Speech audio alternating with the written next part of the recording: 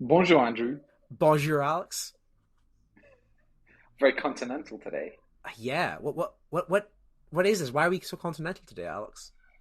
Well, this little episode of Brains on the Outside is being recorded remotely while I am in a beautiful farmhouse in France.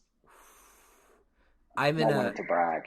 I'm in a pretty nice normal house in Durham, so I guess I'm a little Yeah, it is really jealous. nice. Yeah. Do you have lots of French holiday business ideas for us today in our I have third holiday I have episode?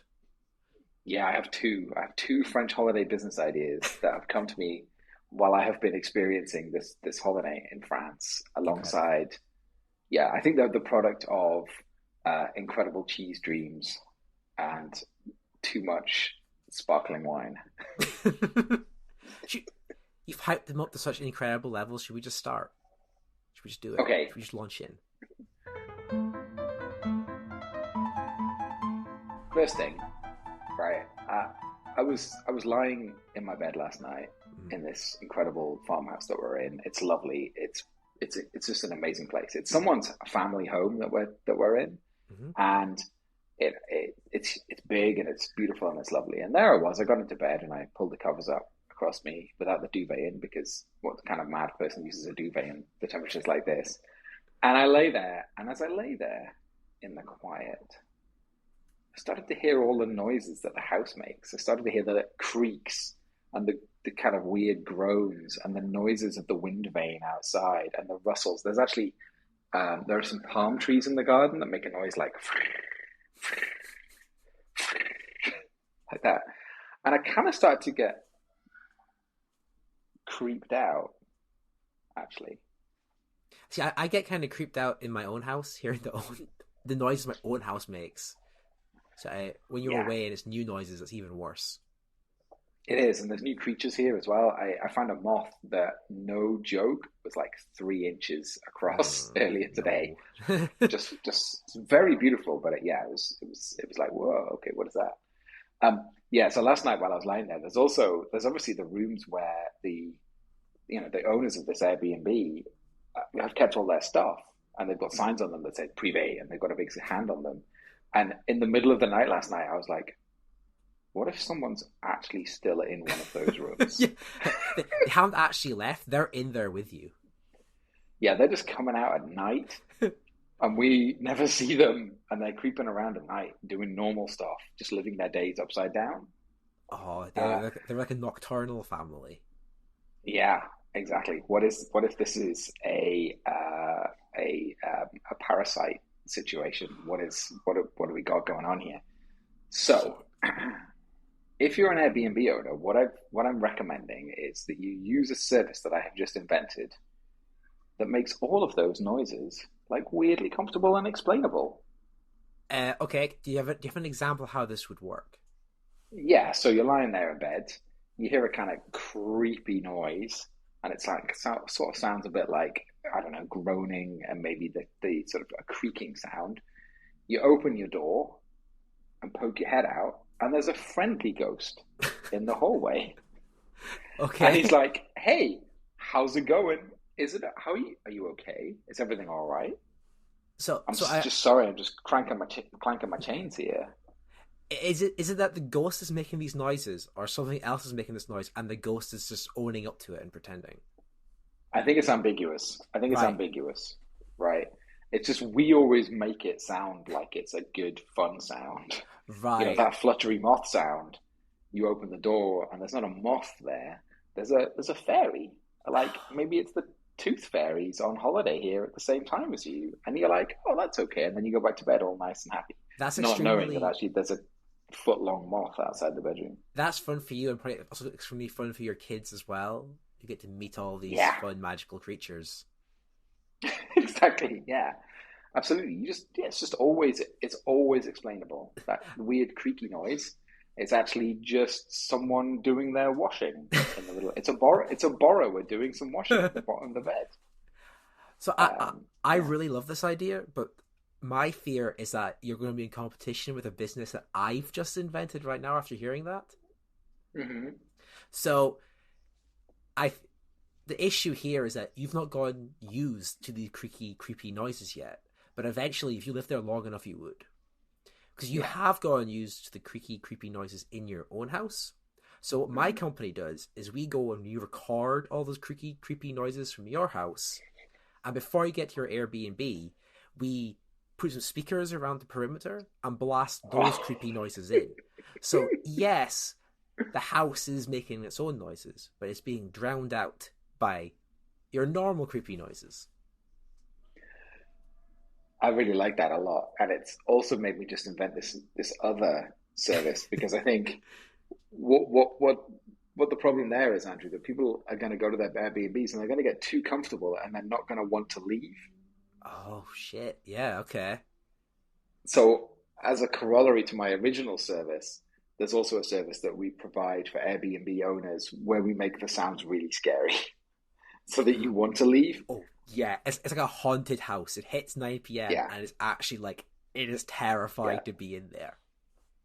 That yeah, sort exactly. of like that transition period as well, from it going from sounding like your house to this nightmare hellscape, like on a in like a minute, that's going to be a very intense time. You want to get out of there. Yeah, yeah, exactly. So yeah, so that's that. I mean, that's three ideas, three businesses straight off the bat there, Andrew. See, Pretty good. we're both at Holiday. We've not lost touch to creating innovative businesses. Never. Oh, my brain is always crunching, always thinking. I'm always, when I'm lying awake in bed, terrified that there's somebody else living in this house at the same time as us. And my brain is always going 1,000 miles an hour. You were saying it'd be nice to have like this, like have it someone come in and create this comforting version of reality for these noises. It's kind of Yeah. sounds like creating crazy business ideas is your way of is your coping mechanism. Yeah, it's true. Yeah, well, if I'm ever in a hostage situation, that's what I'll be doing. I'll be sitting there dreaming up crazy hostage based business ideas.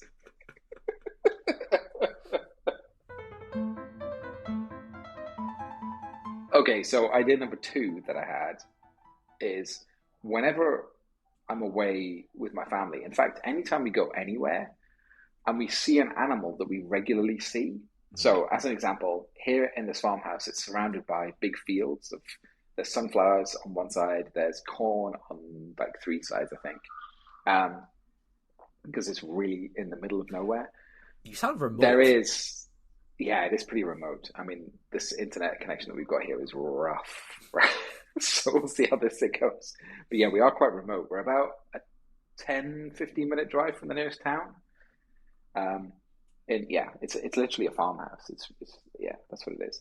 So the fields around, there are some telegraph poles that run up to this house, and sitting on the top of one of the telegraph poles, pretty much every day, is a buzzard. Mhm. Um, and we, as a family, have named that buzzard Derek, right? I, And I love when every time, animals have a human name. me too. And every time we leave the house, we're like, "Oh, is Derek around? Is he here? Who's seen Derek? Has anyone spotted Derek?" Now, it occurs to me that it's more than likely that someone else has also named that Hmm. buzzard Yeah, at some point in the past. Now, I want to prevent name clashes in the future for animals so that if I go and meet someone else, I can be like, "Hey, have you seen Derek?" and they could actually be So, like, yeah, I have seen Derek. yeah, I want to make that, and then and then I'm like, "Oh, do you mean but Ernesto?" Uh, Um, so what I want to do is using a combination of mobile technology, mobile phones, Hmm. and image recognition, and also the only legitimate use of the blockchain. Okay, okay. Okay. I want to make it so that you can name any animal Hmm. that you see, unless someone else has already named it. So Right. you take your phone app out, you point Yep. it at the bird, at the buzzard. It's like, oh, do I recognize this specific buzzard? No, I don't. What do you want to call it? You type it in, Derek. Derek. That's what the bird is called. It's baked into the blockchain forever, the animal blockchain forever. And the next time someone else is like, I want to name that animal, they come up, they point their phone at it, and it's like, oh no, this bird's already called Derek. You can't rename it. Sorry, that's it. It's done. this is genuinely the first and only good use of a Web 3.0 piece of technology. Like, I believe so. I really like when I see an animal out in the wild, just pointing to it and making the noise it Mhm. makes. Like I see a dog and I'll point at it Oh, and go woof. So maybe the nice. app can, you can point it at the bird and it could also give you like some other features like Alex called this bird Derek. Andrew thinks it makes a noise squawk, and it would just Yeah, gently fill out with all these facts about it that people would put in. but yeah, yeah, yeah. That's it. So So, there's that game No Man's Sky that kind of did this, where you could, if you named a planet or a plant, it would be named that for everybody. oh, Humans, we've discovered so much species on Earth, and because of mass extinction, there's getting less and less new species to name. So the next stage is like drop down into a more granular, less aggregated naming scheme where we name each individual animal. This butterfly is Steven. That dog is Stephanie. yeah, I, yeah. this is genuinely a good app idea. This is actually viable in a weird way. I really want to branch out upon there, and name trees as well, because like often you see a really nice tree and you're like, that's a lovely tree, and trees are around for a lot longer than animals. Yeah, So you want to, big Steve, the oak tree, or Branchy Jenny, the redwood. you've already introduced us an interesting naming scheme where it has to be something than a human name. But this is actually uh, a pretty universal problem because the Ents in Lord of the Rings have this problem where they lose each other and they can't find the other trees. So oh yeah, if the trees have trouble finding the other trees, what hope do we have? 100%. And imagine what, like, if you think about it from a what three words perspective as well, this allows you to get away from. You don't have to have like a random what three words name for something. It's like, oh, turn left at banana pickle motorway. Yeah. You turn left instead at leafy graham. It makes it more personal. It would actually have this effect of like when humans name something, they become attached to it. There might be some nice Oh psychological effect if we have named all the animals and fauna on the planet a human name. You might be less likely to want to, you know, pump greenhouse yeah, gases into the environment. one can only hope. As I sit here, gently stewing in this ridiculous heat. It actually, I thought this is why we need this psychological effect to work because the negative carbon impact of piping this onto the blockchain is so bad. The amount of GPUs we need burning 24 hours a day, we have to hope people's behavior gets better elsewhere. Really do. We killed the planet, naming all of the animals individually.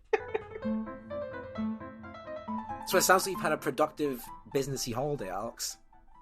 It's been really productive amongst all of the eating of bread and pain au chocolat and croissant and going for nice trips in the countryside. I've definitely been my business brain has been crunching. Today we went to go and see some troglodytic caves where people lived in caves that were like made into houses by building stuff around them, That and they is were still living there like in the 50s. that's such a So there's cool some, and brains on the outside idea.